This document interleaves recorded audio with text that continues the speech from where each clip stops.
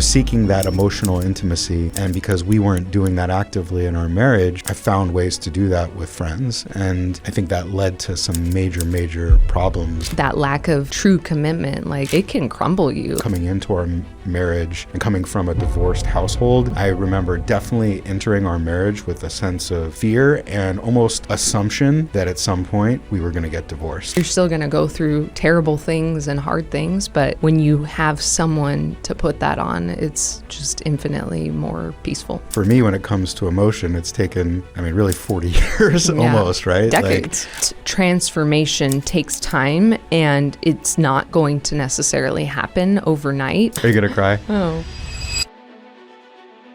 Hi, I'm Jason, and this is my beautiful wife, Malia, and this is the Our House podcast. This podcast is really for any family that is feeling like their home is running on autopilot, where you're just not really connecting with each other. You're going through the day-to-day motions, but you want to get something much more deeper. Yeah, so we were that family that seemingly looked like we had it together on the outside, but internally we were struggling. And, the one thing that we found that completely transformed the way we work as a family is putting God at the center of our household. It wasn't therapy, it wasn't a course to do, but it was truly just anchoring God at the middle and the center, and then everything from that flowed. Yeah, and we're not therapists, we're not pastors. Certainly, we've been through a lot of therapy, but we're here to just share our journey and what we've learned and some of the frameworks that we're putting together to try and make sense of the path that we've been on. And today, we're talking about what we've seen as the 5 silent killers of a peaceful home.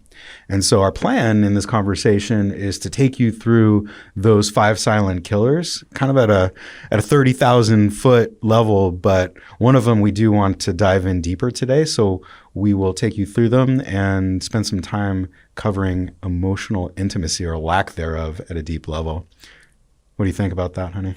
Sounds emotional. It does sound emotional. Are you going to cry? Oh. Maybe. We'll see. It's okay if you do. We've been through a lot, man. I know. So the 5 silent killers. Number 1, spiritual misalignment. Number 2, financial separation. Number 3, what I just said, lack of emotional intimacy. Number 4, scheduling chaos. And number 5, avoiding issues. So I think the most, overarching one, the one I think that affects all of the chaos in your home or causes all the chaos in your home ultimately is spiritual misalignment. What do you think about that? Yeah, even just, thinking about our relationship, I was a Christian when I met you, and it definitely gave me pause that you were an atheist.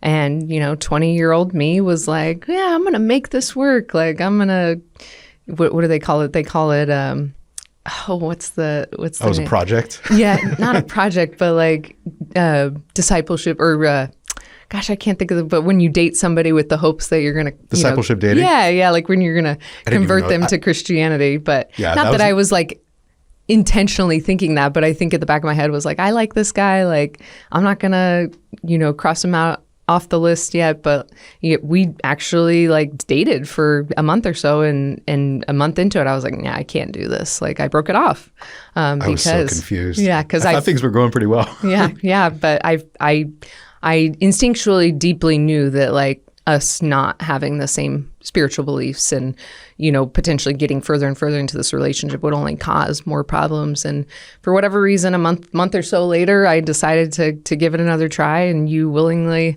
said yes to that. And here we are, gosh, almost, 19 years this year? Yeah. And here you are on fire for Jesus. I never could have predicted that, but God works in mysterious ways. And but I will tell you, not having that alignment spiritually, that caused a lot of friction in our lives. And, when I think about our kids and when they're going to marry somebody, you better believe that if they're dating somebody that they feel like they're going to marry that's not Christian, I'm sure you feel the same way. I'm definitely going to probably advise against that. And they're probably going to say, well, you married dad and he wasn't Christian, but I'm just going to pray now that they marry people that are Christian. But I would say, like you said, that's probably one of the hardest things that we've dealt with. And, obviously it's been a it's been kind of it's not like you just woke up one day and decided you were going to be Christian. It's kind of been this upward journey. But yeah, for sure, like, it's hard. It's just like in the Bible says, like, to be unequally yoked with someone is. It's been really hard. I mean, like you said, I pray for our kids to find someone that shares the same values and the same beliefs, because it's just so much. Now I see that it's so much easier, and I don't know if easy is even the reason why you should do it, right? It's because that you want to have a household that, is peaceful, right? You want a household that can really make an impact on their kids and not, mess them up. And I'm not saying like our kids were super messed up, but at times they kind of were. Yeah, for sure. I mean, it's hard to even fathom what our life would have looked like if we were both followers of Jesus from day one, because God's used all of that hardship and trials and tribulations to get us to this point where we are. But I definitely would say that, like you said, easier is not the word, but different. Yeah. And like you said, if I were to go back in time, I don't know if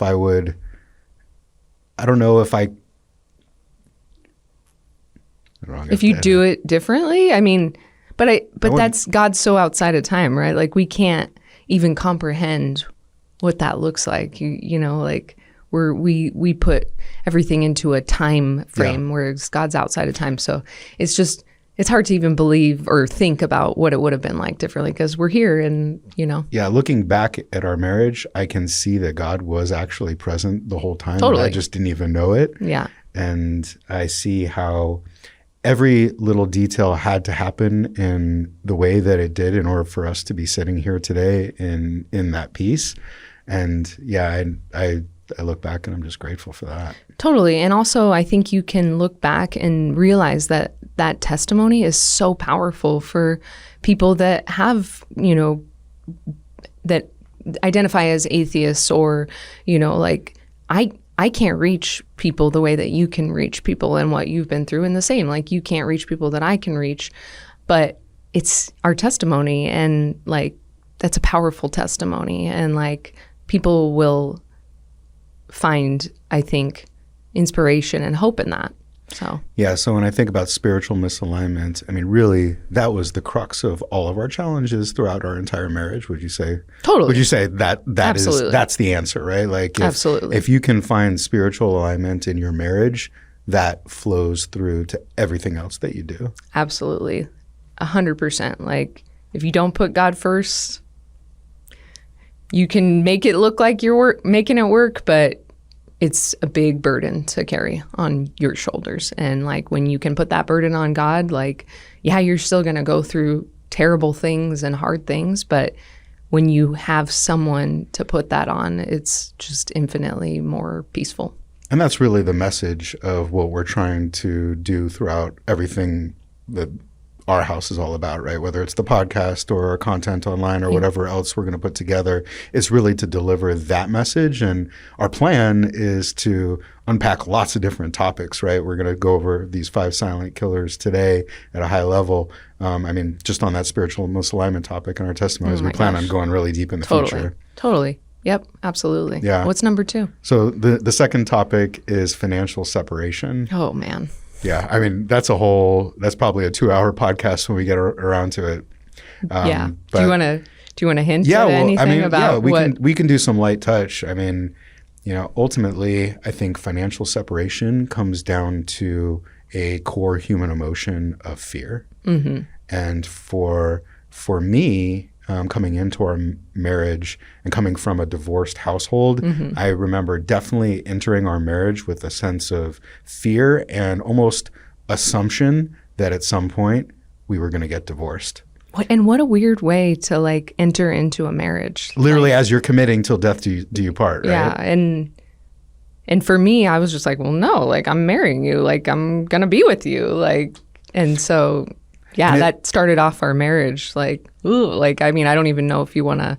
No, I think that's for a topic for another day to go deep in it. But when it comes down to it, like, I got married with almost 1 foot in, 1 foot out. And it just sounds horrible for me to say, but, and I honestly wouldn't have admitted that, or probably didn't even realize it in my heart up until recently. And, you know, I was quote unquote committed. Like, yeah, I wanted to be with you for the rest of my life, but I came from a divorced household, and, you know, the statistics, 50% of all marriages do end in divorce. And so I think I came into our marriage with a sense of fear, which ultimately, you know, led me to want to protect myself. And I think that really created a sense of probably anxiety for you, low-level anxiety throughout our entire marriage, knowing like there was something subconscious in our marriage where I didn't seem fully committed.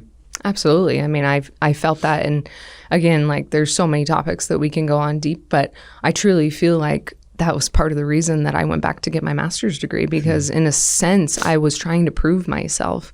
And, you know, not that you ever asked me to prove myself, but I think subconsciously I had to have something that I could say like, oh, you know, I can fall back on this, or like, look, like I'm contributing. Like, yeah, it's just, again, it's that fear and like, you know, that lack of true commitment. Like it can crumble you. Like, I mean, you know, like well, you don't really know what it did to me internally, but like, man, that was hard.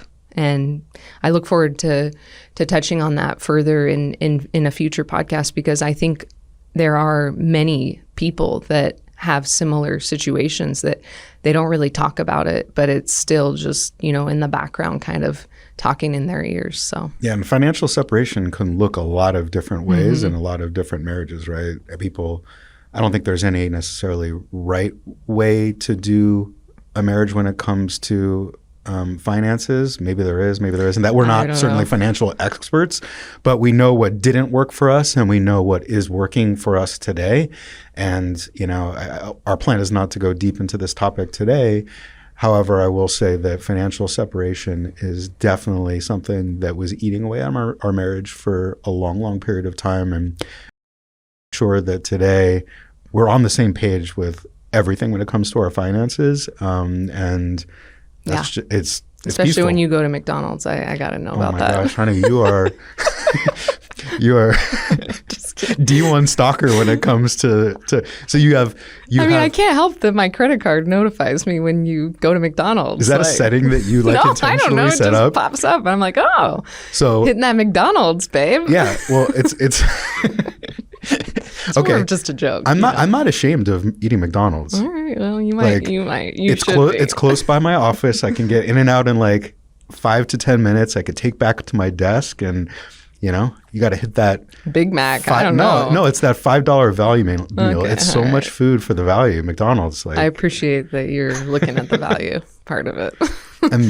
and that Coca-Cola from the straw, it just hits different. Yeah, that McDonald's Coke does hit different. You're right about that. But why do you shame me the second you see it pop up? It's just a joke. Like, it's know. more of a joke because I know you shame yourself. All right. So, note to anybody listening, set up those notifications so you know every single charge that goes through. But you also know when there's fraud, right?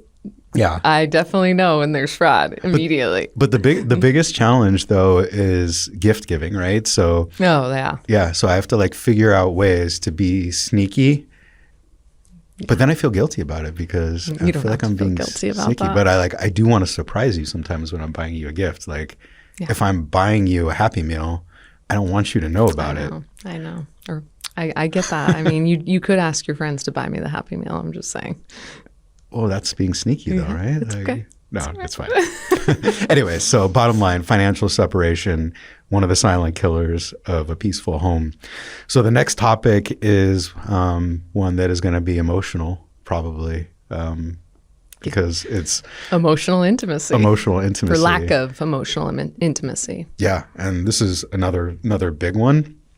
I think it's probably a symptom of lack of spiritual alignment at its core, but I think you can still be spiritually aligned for a period of time and not make an effort to be emotionally intimate, especially if you're seeking out that emotional intimacy outside of your marriage.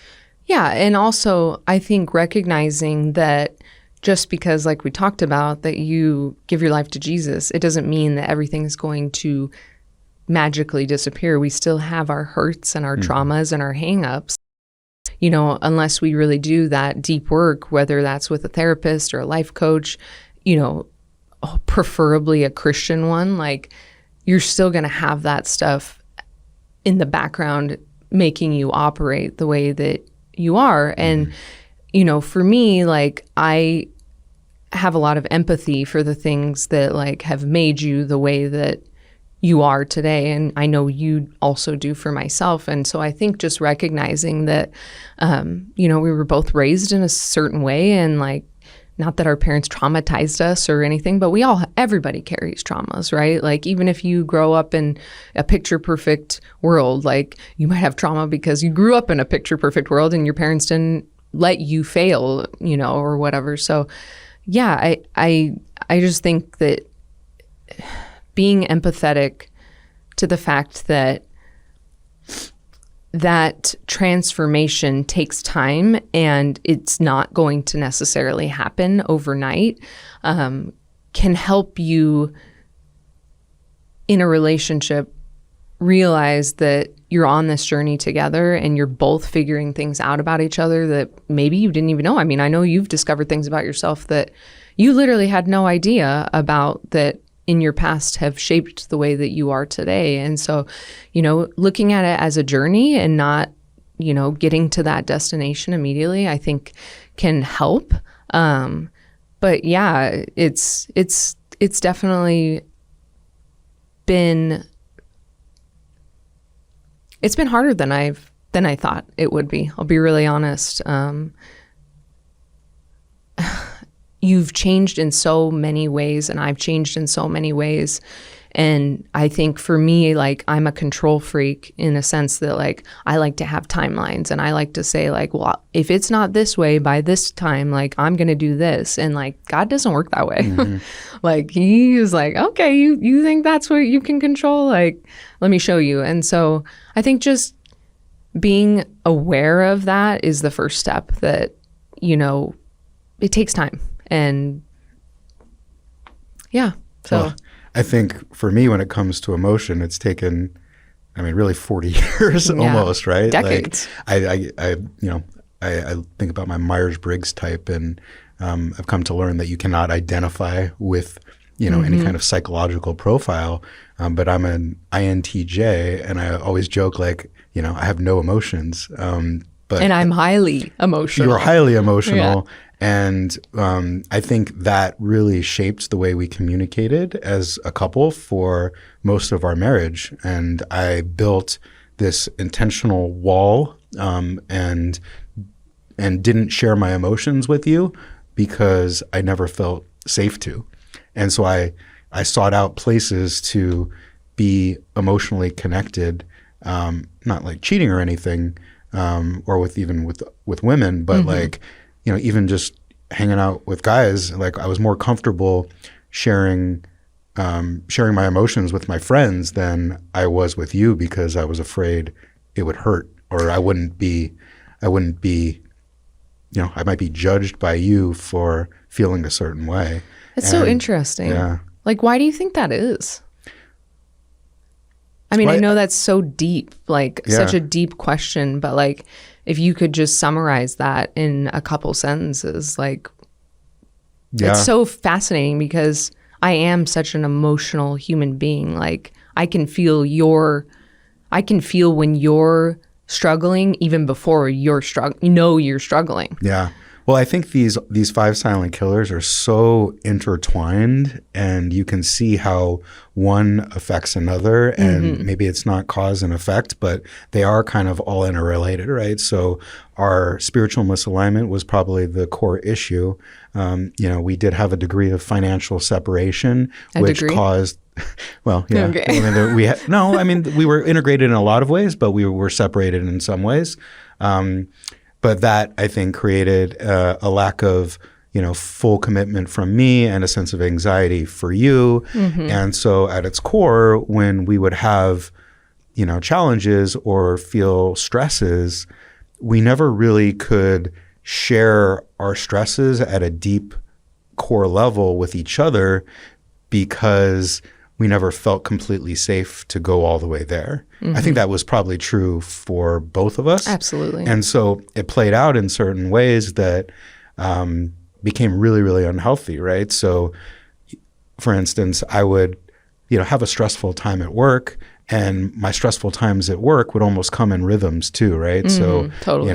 quarterly board meeting or whatever, preparing for that or going through whatever, it would come in a season, and I would, rather than connect with you and share with you how I was going through that, I would start to ball it up and start to get stressed, and you would feel that stress, and I think that stress would probably create an anxiety in you because I was not telling you really where it was coming from, and maybe you felt like it was something about you. I don't know. You can talk about that, but I would feel stressful, and I wouldn't have an opportunity, or I didn't feel like I had a place to talk about that at home.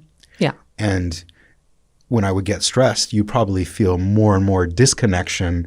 Whereas, like, as my wife, like, I assume you probably wanted nothing more than to be there for me and have me emotionally connect with you. And I would withhold that from you. Yeah. Yeah. I mean, yeah, it's so interesting because, like, how our life coach talked about the other day, how, like, I'm so good with the empathy of the day to day. And, like, I'm like, yeah, we don't need, and if I would get stressed about, like, the day to day, you would be like, no, we got this. But then when it would come to, like, something big, I'm like, no, like, we're going to do this. Like, God's got this. And you were more on, like, the anxious side. So I'm sure that played into how we dealt with that emotional intimacy on a deep versus a surface level. Because I would say that you would not peg me as an unemotional wife, if any. Not, and no. so, like, but when I needed that emotional connection and wanted it,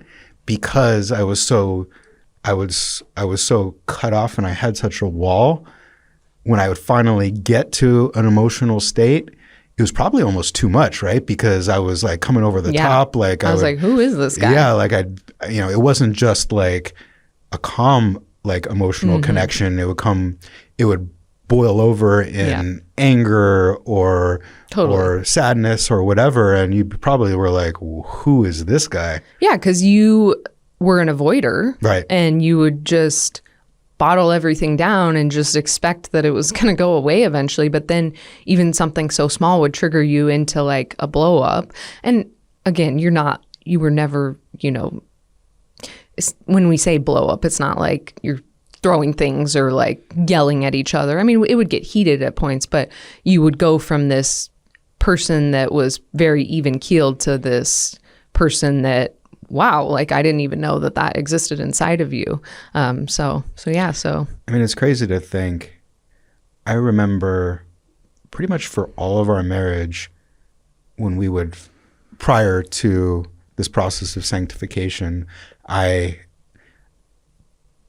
remember just reflecting on our fights and thinking that if I studied, like, from a meta perspective, our fights, and, like, look at the patterns that were playing out in our fights, like, I would be able to dissect them and almost, like, figure it out, like, from an academic perspective. It's like almost like right? a robotic perspective, like, of, like, Yeah. I'm going to input all this data and then I'm going to figure out how to work the system. Yeah. And it's like, no, you're dealing with a human being. And so what I uncovered was, like, we on the surface, we would be fighting about different things, but you peel back the onion and it would ultimately come down to the same core things that I felt like you cannot be empathetic to me when I needed it most. Yep. And how did you feel? I mean, that's the story you told yourself, right? Right. Like, and the story that I told myself was like, how does he not see me as an empathetic person? Like, I literally work in a career that is founded on empathy. And like, I know that. And, yeah. and I would see you being the most empathetic person with everybody else. But I wasn't talking to you in the language that you needed. Yeah. And, you know, again, not perfect now, but man, is it so much better. Let's, do you want to talk about Mexico City? Yeah, let's go there. I mean, this is probably, I would say, the benchmark, right? Yeah. Like the turning point. I mean, obviously, beginning our spiritual alignment actually prior to this, right? I'd become a Christian about, I don't know what the timing was. I mean, from now or from that No, trip? from that point. Well, that was about 2 years ago. So It was about a year into the walk, about right? a year. Yeah, like a year after you got baptized. Yeah. So, you know, I had this maybe misconception that when you get baptized, like everything kind of magically changes. Yeah. And I had no idea that things, you know, in your life can feel like they're getting worse. And I think they started to get worse before they got better. Totally. But I think, you know, looking back, that's because, I mean, it's the process of sanctification. It's like ripping off the Band-Aids. It's the transforming, it's the renewing of our hearts and our minds. And in order for that to happen, you have to go through a stripping away of all of your comforts, right? All of the things, the strongholds that you've built in your life that have kept you safe prior to having the safety in Jesus. Yeah. And I think for me, like I said before, I was seeking that emotional intimacy with friends, and you know, as a man, you still need to express your feelings and emotions regardless of who it's with. And because we weren't doing that actively in our marriage, like I found ways to do that with friends, and I think that led to some major problems. So why don't you tell the story of Mexico City from your perspective, and let's see how let's see where we go. Wildly different. I know. I'm sure there's. I mean, of course, there's there's my side and there's your side, and then there's God's side. Yeah. But I want to hear what it was like. Yeah. For you. So I mean, you know, I would say the Mexico City trip was about 2 years ago, and leading up to that trip, one of our children was suffering severely emotionally, and we were at a point where we didn't know what to do. And you know, by the grace of God and some other things that truly saved his life, we were struggling. I mean, I can look back to those days and just remember trying to get through the day-to-day, because that's all I could think about. But I mean, we're talking like emotional outbursts, violence towards me, very hateful words. And what was so hard was we could see that he couldn't help that. He wasn't just trying to be a bad kid. And though it did fall on you, some of the weight of that, it predominantly fell on me because I was the person, you know, in the day-to-day with him. And, you know, a majority of his aggression was directed towards me. And I just remember that prior to that Mexico City trip, you were gone on a business trip, and it was probably one of the roughest times that I had been with the kids by myself, because when we were in that season, we were all walking on eggshells to try and not trigger this child. And I just remember like just being scared's not the right word, but I just remember feeling so overwhelmed with you being out of town on your work trip. That was a needed thing. You had to be on that work trip, and I understood that. But at some point during that trip, I remember threw a book at me, a heavy book at me, and I think I called you, and I was like, I don't know what to do. And that's how bad it had gotten. And I was just distraught. So you came home from that trip. And then I think it was maybe like a matter of 3 or 4 days later, you were leaving on this Mexico City trip that was not a necessary trip. It was a for fun trip. And you, without me asking you to stay home, I was trying to tell you that I needed you to stay home. Yeah. You wanted me to see you. Yeah, I didn't feel like I could handle another week with the kids and the volatility by myself.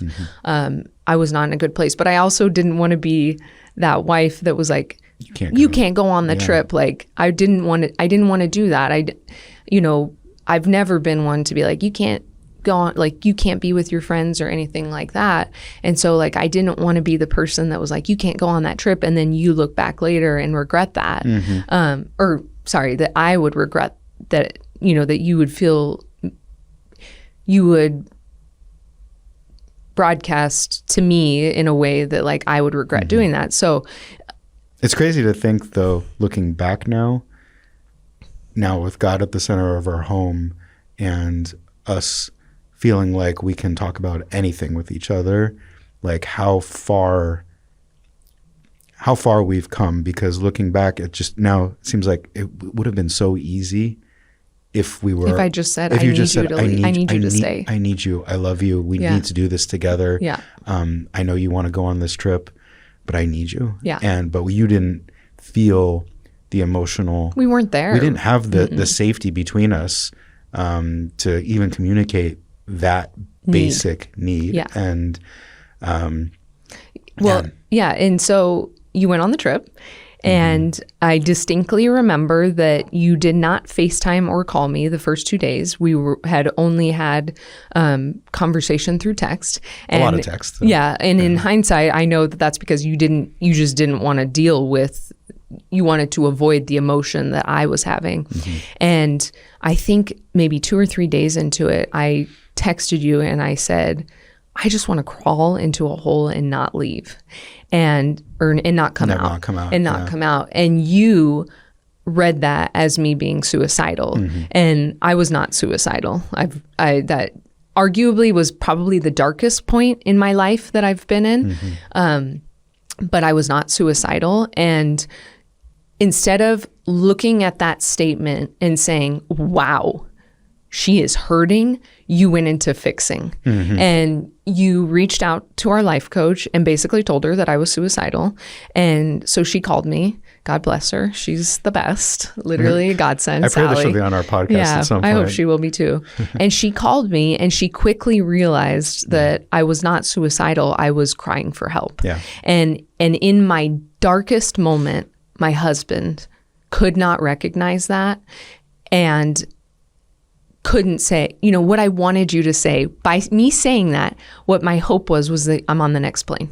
I'm coming home to you. Yeah. And that's not what the response was. And so, she recognized that and she basically told me, she was there for me. I think it was a Sunday actually that she called me, on the goodness of her heart. Like she's always there for us. And like, she like I said, instantly realized I was not suicidal. I was just in a very, very dark spot.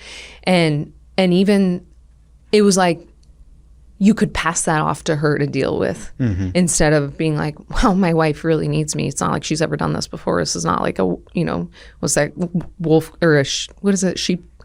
Wolf in sheep's clothing? No, like a crying wolf. Oh, crying wolf. It wasn't like I was doing that every time that you were going out of town. And so I just look back at that time and I just realized like, wow, we were really so like emotionally separated, and yet we felt like we were doing good things. Like, we were serving God, we were going to church, we were reading our Bibles, we were praying, but like, again, like that lack of deep emotional intimacy was completely missing. And I think, again, like that was a benchmark for us. That was a turning point for us. And I know you experienced that completely different than I did. But when I think back to my life, that was one of my darkest times, and I needed my husband there and he wasn't there for me. And, of course I forgive you for that. And I know that's part of our story. And like, had that not happened, we probably wouldn't be where we are today. So I know God uses those things, for the beauty of what we were going through. But I don't think you could have told me that back then, that like, oh yeah, God's going to use this. Like, I was like, no, I want my husband here with me to go through this together with me. Yeah.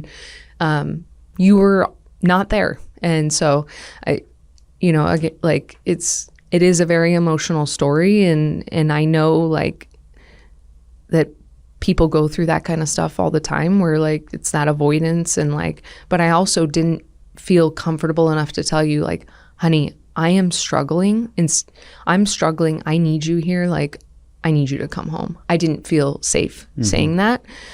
Instead, I tried to do it in a way that you would pick up on the cues. And then I would feel like, oh gosh, he gets it. Like, he sees me. He sees me. So curious what your lived perception of that is. And because obviously, you wanted to escape. And yeah, I mean, it's hard listening to what you went through, especially knowing that, I caused so much of that pain through ultimately my selfishness. And I can think back to everything that led to me going on that trip. And if we were having this podcast 2 years ago, I would be making so many excuses, right? Like I would be saying like, she didn't see me. Like she didn't see that I was going through months and months of stress, that coming back from that work trip, I was a ball of stress and you didn't have any clue what I was going through from 9 to 5 at work because I wasn't sharing it with you. And you didn't know how much I quote unquote needed this trip and how much, I felt like other people were relying on me for this trip to happen, right? I had been planning this trip with these guys. I was the planner of the trip for months, and like, it'd be crazy for me to not go on the trip that I had planned, that we had paid a bunch of money for already, that wouldn't be refunded. Like I could make up all of these excuses in my mind. And of course, deep down they would have understood. Of course they would have understood if I would just said, my family needs me, my wife needs me. But it's crazy to think where I was in my journey, it wasn't like, I didn't even see that. Like I didn't see that you really needed me. In fact, I thought that like, if I was there, we would probably just be in the thick of pain for the whole week that I was there and wouldn't make any progress anyway. So I was like, I might as well go and, take care of my selfish needs and let off some of my own steam so that I can come home and be there as much as I can for this situation. So, I went through a lot of. Oh, you were angry. I was really angry. Yeah. I was angry because I was like, really? Like, this is the one thing that I've been looking forward to for literal months. And, now it's being taken away from me. And I didn't see it as it's my job as your husband and a father and the spiritual leader of our family to be aware of what is going on and just be there, right? Like that my presence is important for the solution. I was just like, yeah, I want to be selfish. Like it really comes down to selfishness, and it's embarrassing, right? Like, it's embarrassing to talk about. It's vulnerable. Like there's shame. I'm looking back that I was at that point, but I think in the process of transformation and sanctification, like God convicts you at different times, and it's not always in the moment. Yeah. I think that comes later, right? You start to get convicted in the moment as you're acting, and then you begin to stuff it. Rather than stuffing it away, like you say, "Oh, wow, I just got that feeling of ick by my actions, and I ask for forgiveness in that moment, and then you course correct." Like that's when you actually have peace in your household. But we were at a point where I was holding on to the negative emotions, the anger and the fear and the selfishness and those wanting, my own peace from how I could create it. Yeah. And that because you probably felt like, well, if I'm taken care of and my needs are met, then I'll be a better husband. It's very like typical to think that, like, well, if I have my me time and I'll show up as a better partner and a better dad and a better business person. I mean, I think that's natural to feel that way. Well, it's natural from the old worldview that I had. It's a flesh. It's a worldly view that we have to, take care of ourselves first. I mean, you see that in all kinds of self-help materials, right? Like, love yourself. Can't pour from an empty cup. Yeah, and I think it's different from a Christian worldview where, servant leadership is really Jesus's way. Yeah. And I just didn't get that at the time. And I was really coming from a mindset of like, I gotta make sure I'm good in order for me to even have any kind of energy or strength to deal with the really, really heavy stuff that was going on in our household. Yeah. Yeah. Yep.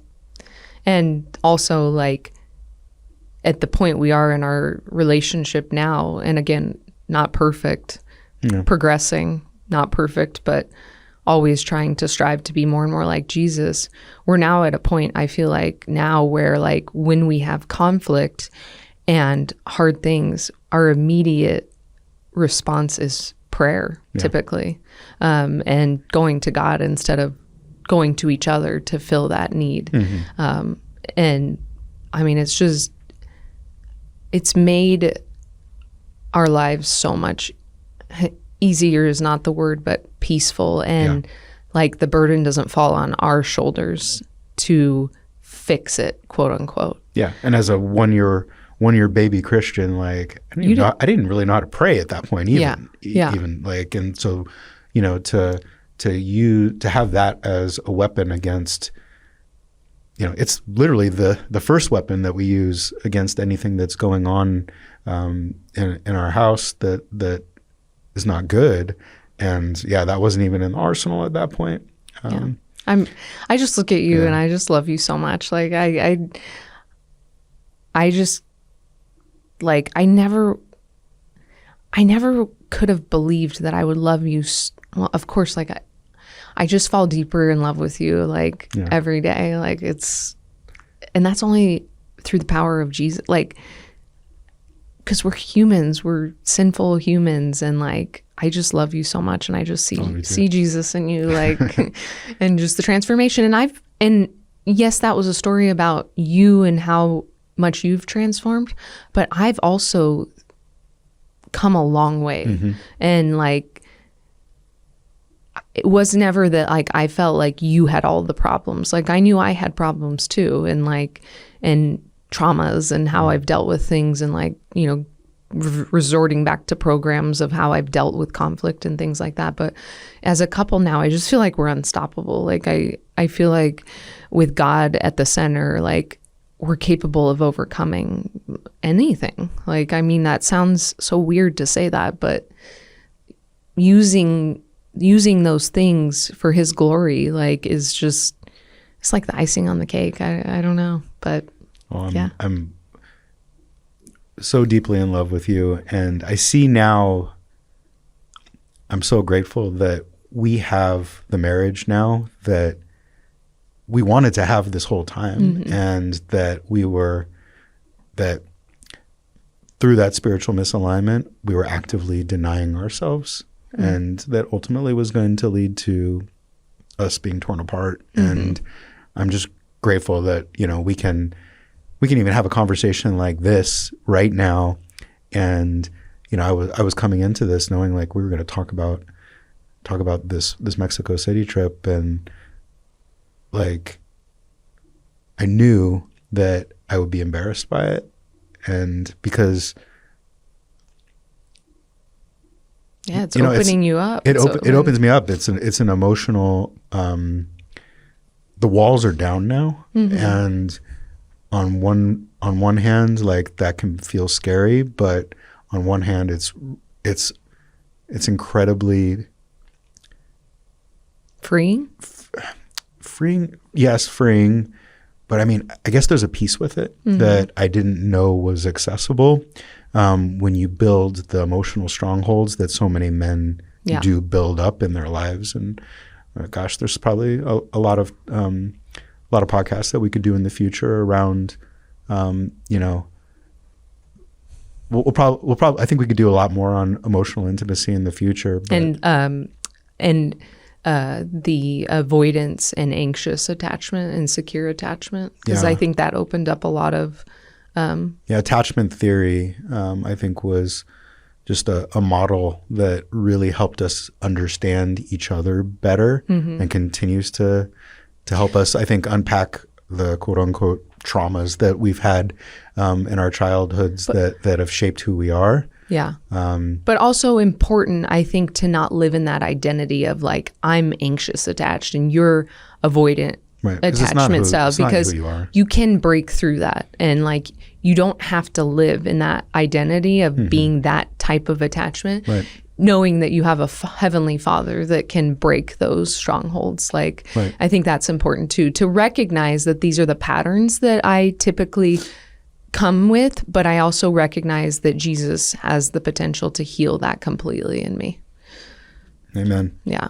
So, all right, well, maybe we should go to the next one. Yeah. Well, I mean, that's what we wanted to do, though. We really wanted to spend most of this conversation talking about how a lack of emotional intimacy can be the killer of your marriage unless you acknowledge that it's there and you need to address it, because and lean on God. And lean on God. Yeah. Right. But that's how you do address it. Yeah. All right. So moving to the fourth silent killer of a peaceful home, scheduling chaos. Yeah. I mean, thank you, God, for shared family calendars. Can I get an amen for that? Yeah. I mean, we got 4 kids, right? Ages 13, 12, 9, and 4. And as much as and our own things, right? Yeah, we're high performers. We got a lot going on. We got social circles, and we just got a really, really busy life. And I feel like in today's day and age, every household is feeling the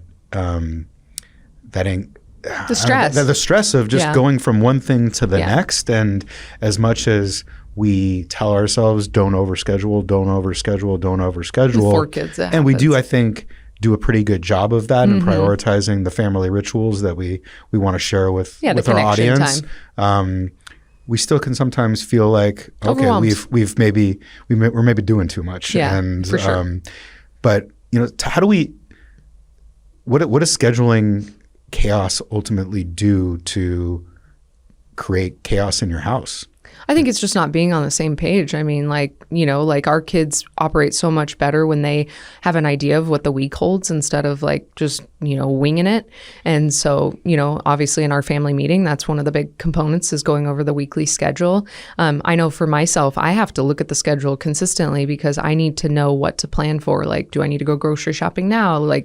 And so I think it's that lack of control of not knowing what is happening. And, for me, I thrive off of structure and rhythm. And so I gotta know what is on the schedule. And it's so interesting because I'll be like, what does your day look like tomorrow? And you're like, I don't know. I haven't even looked at the calendar. And like, I can't do that. That drives me crazy. Well, because my work calendar is literally back to back to back meetings pretty much every day. And so it's sometimes it's my avoidant personality, right? Like there's no point in me stressing over, I know that I'm busy tomorrow. I'm busy every single day. Yeah. But it's vital for us to stay on the same page about, I think at a minimum, what obviously our family's doing. I think what the needs are. That their needs are. But I think about it like going back to emotional intimacy, like I probably should be sharing my work calendar with you more actively as well. So the stresses that are on my plate. Totally. Like you asked me, what do you got going on tomorrow? And I said, I don't know. And then afterwards you say, what did you do today? And I was like, oh, it pretty much was nonstop all day. But if I were actively communicating even what my schedule is during and I'm the day, interested in it. Like I genuinely have interest in what you're doing. It's not, I'm not just trying to make small talk. I genuinely Yeah.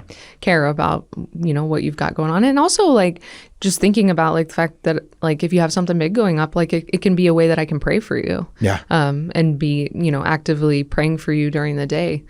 So yeah, scheduling chaos definitely can put big burden on you if you're not on the same page. Yeah, and I know this is not the deep dive topic for today, and we'll probably do that in the future, but I just want to remember how many fights we got into over me not putting something. It was like your assistant would not put it in, and then you would blame it on the assistant. I'm like, no, this is you gotta make sure, like, you can't blame that on the assistant. Yeah, I'd be like, yeah, honey, I gotta work late tomorrow, or I'm going out of town. Like, I'm like, what? That's not on the family calendar. I'm like, well, it's supposed to be. I told my assistant to put it on there, but yeah, a topic for another day. Yeah. So what's the last silent killer that we wanted to talk about today? kind of goes hand in hand with the lack of emotional intimacy is just ignoring issues, just kind of pushing them down and not addressing them when they come up, because when you don't address them, like it just becomes something that's bigger and bigger and boils over, and then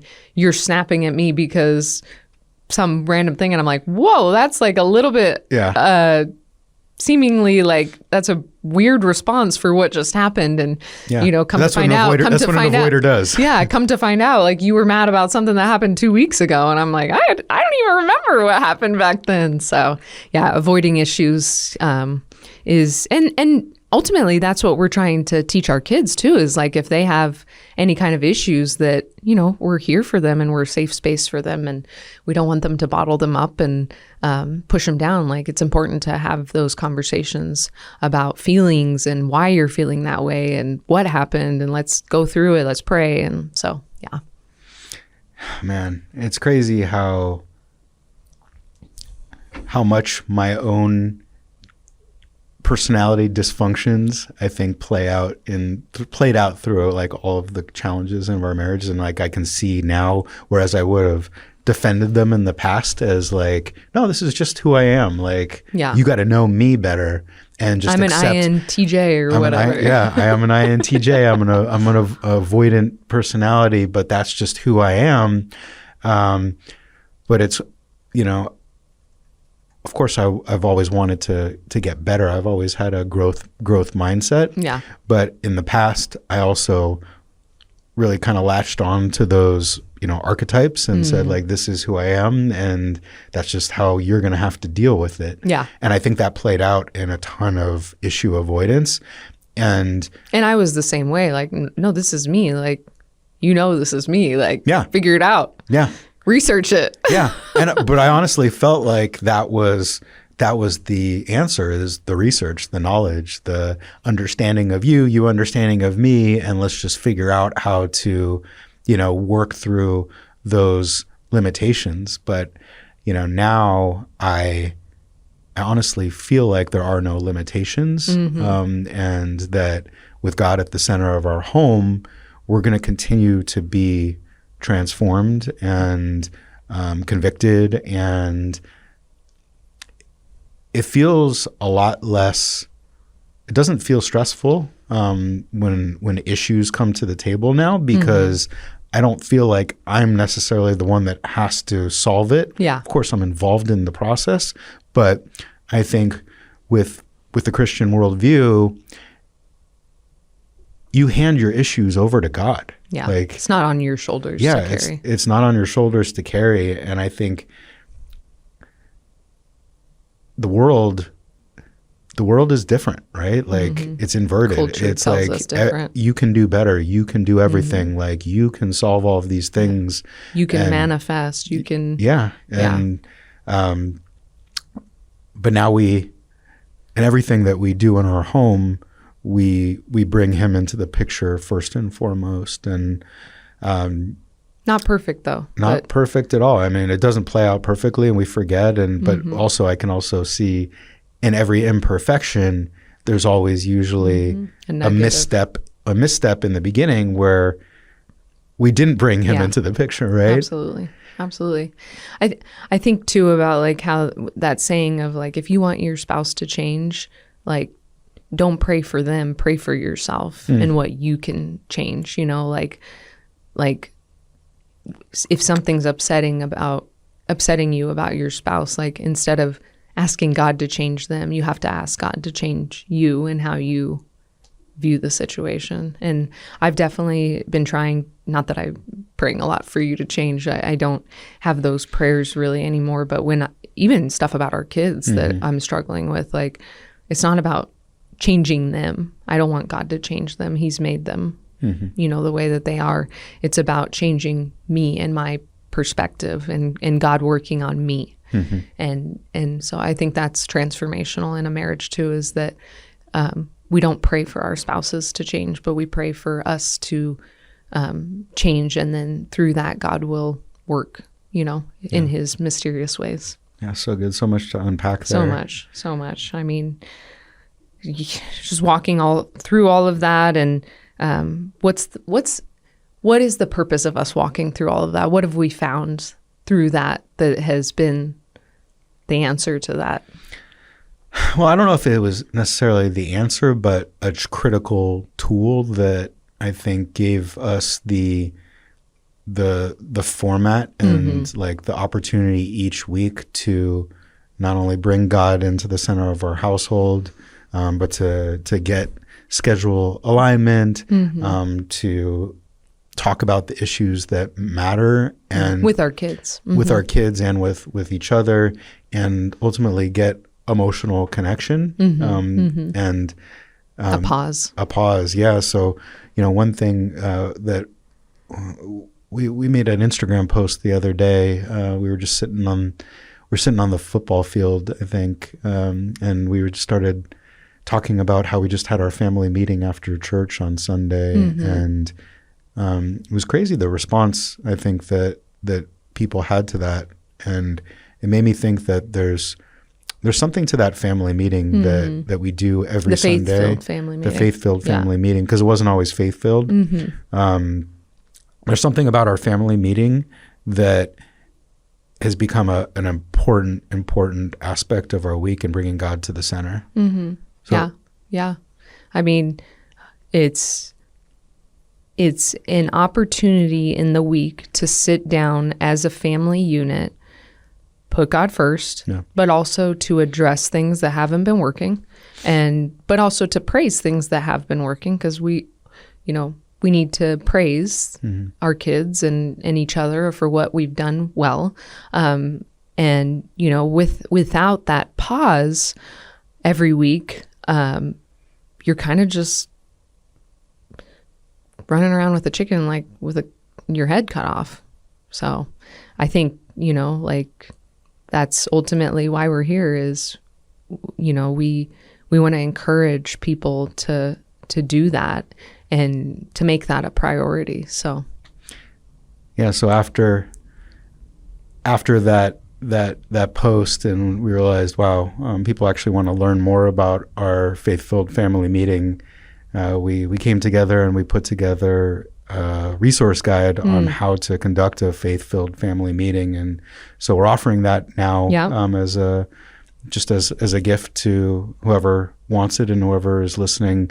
If you can go to our website, ourhouse.faith. Or you can, I think it's linked on our Instagram account too, isn't it? You can just grab that and it'll help you run a faith-filled family meeting. And our plan is to talk about that in our next podcast and go deep into the faith-filled family meeting and how we do that.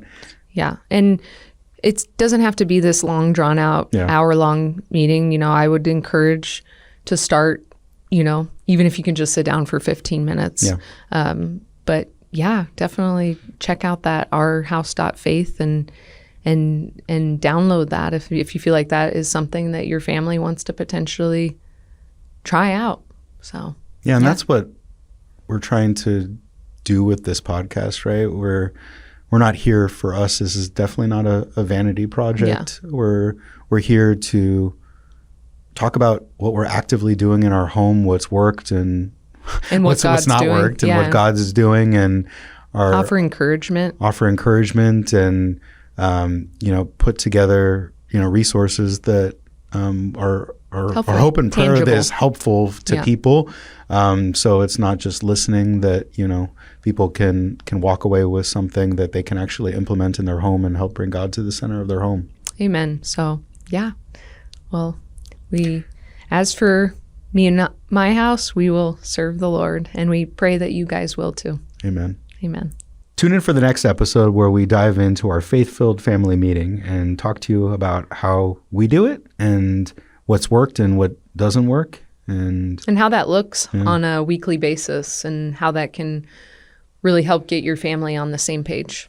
thank you for joining this episode of Our House. We would be just super honored if you'd hit that like and subscribe button and turn on notifications so you can get notified when our next episode is going to drop.